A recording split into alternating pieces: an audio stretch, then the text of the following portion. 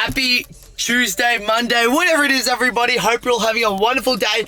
We are on the second week of bodybuilding training. I don't know why I'm so excited, but I'm fucking hungry. I tell you that much. Do I go to KFC? I think I found the most anabolic pre-workout meal in Melbourne. All right, we're heading off to the gym now. This is the set choice. Let's get the vibes high. Let's get ready to boogie, and let's have a wonderful day, everybody. Another tip to make cutting so much easier is after you finish a meal, you have a full scull as much water as you physically can, because if that meal had carbohydrates, it has hydrate in the word. So the more water you have, the more fuller you feel. Simple as that. We're always gonna have our trusty nana before the gym. Did you know that a banana has the same amount of potassium that is equivalent to having a cup of coffee? Therefore, you can get through an hour and a half workout with a banana instead of a coffee. The more you know. Let's try not to die, everybody.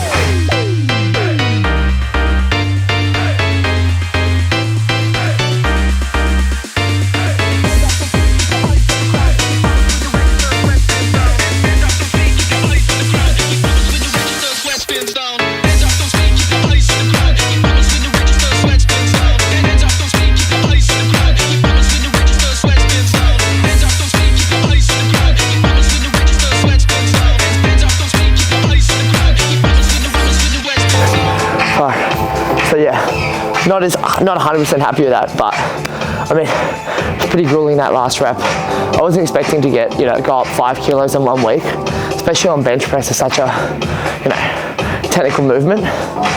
If anything's off, like your sleep, your diet, anything like that, it can impact it.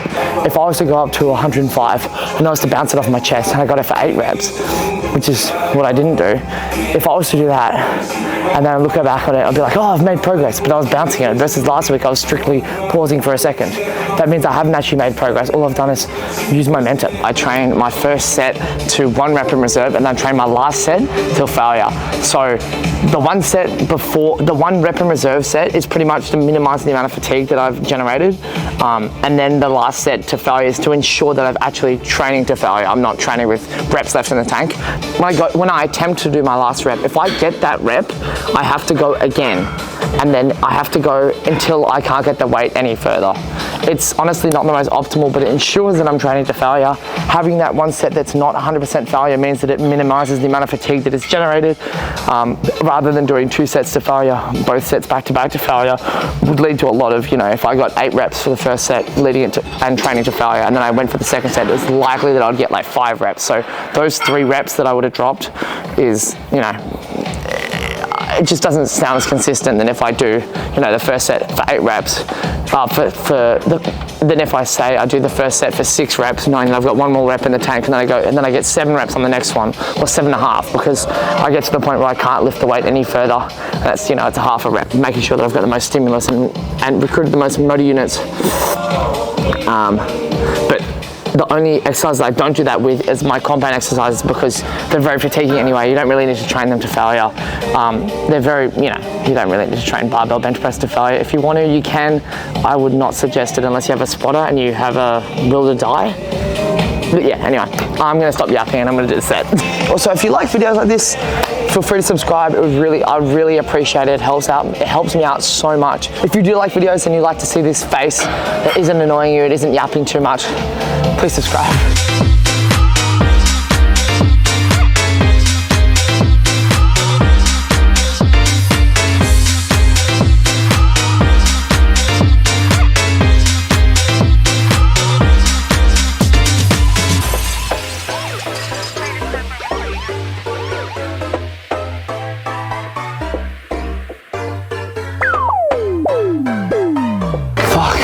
Yeah, see, that was probably 1 rep in reserve. If not, maybe like half a rep in reserve. I guess we'll see the next set, but yeah. But yeah, really on this exercise, I'm really trying to keep my elbows as close as I can to the pad, locked in. As it comes up, because this machine is a little bit more angled, my arms come off, but ideally on most bridge curls, you try and keep your elbow and your forearm as locked into the pad as you can, to make sure that you're not bringing any of your front delts involved. And then you get bigger biceps pretty much.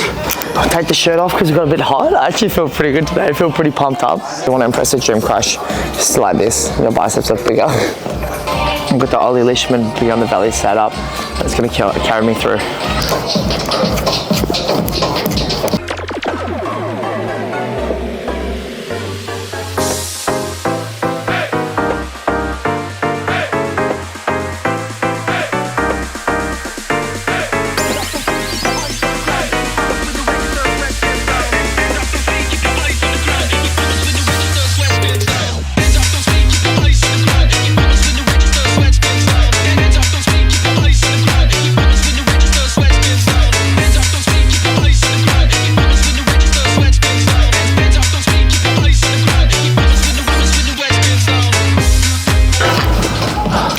So see how I got that 6th rep? I still had to go for that 6th and 7th rep because I didn't achieve failure technically. Oh fuck, that's pumping my arms up, bro. I have the smallest biceps in Australia, but like they're starting to look better than little fucking twigs instead. So now we're moving on to probably the best tricep exercise ever created by Tonio Lucianic and Gab, but also by Andre Pelser. All three of them look absolutely incredible, so you know what, I'm gonna follow that. If you've got this attachment, use this attachment. It is great because it doesn't mean you have to have grip strength. This is my 2nd week trialing out this exercise, so you really want to keep those elbows tucked in as if you're doing a push down. Tuck them in and then pull out at the bottom of the range of motion. Oh yeah, it'll burn the triceps. Almost push with your palms, like down and out.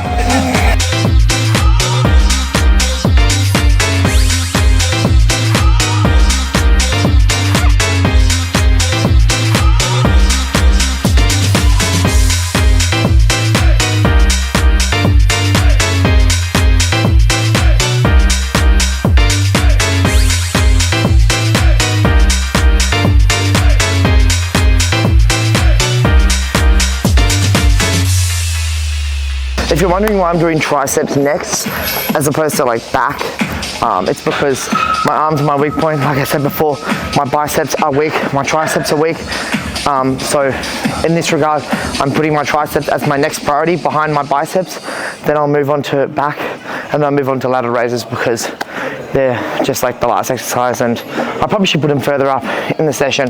Probably do them before back, but like, it's fine. To each their own. It won't make that much of a difference, to be honest. If I train lateral raises before back, there might be a slight change in the amount of weight I can do before my back training. So that's why I'm just keeping it last, knowing that 1, it sucks. 2, it gives you a great pump so you can take some great pics afterwards in the mirror. And 3, it doesn't really impact my back training that much. Also, a gate camp method to actually enjoy your rest times is using the hinge method. Supersetting hinge with the gym. If you're doing a unilateral movement, meaning that you do one arm and then you do the other arm, don't rest after both of the arms have been done. Rest after one arm, rest for 3 minutes, and then do the other arm, rest for 3 minutes, do the other arm, rest for 3 minutes, do the other arm, rest for 3 minutes. Instead of doing one arm and then doing the other arm, the side that you do last is going to have the most amount of rest, and therefore it's going to recover the fastest, and therefore will probably grow more, and because you've got more time for it to rest.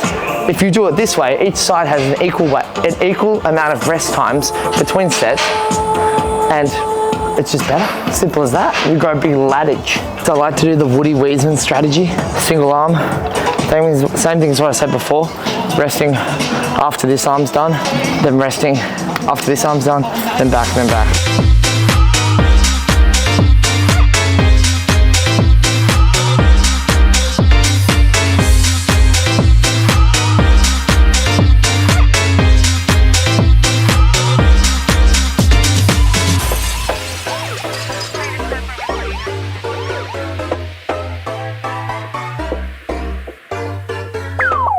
Oh my god, I think I just found my wife.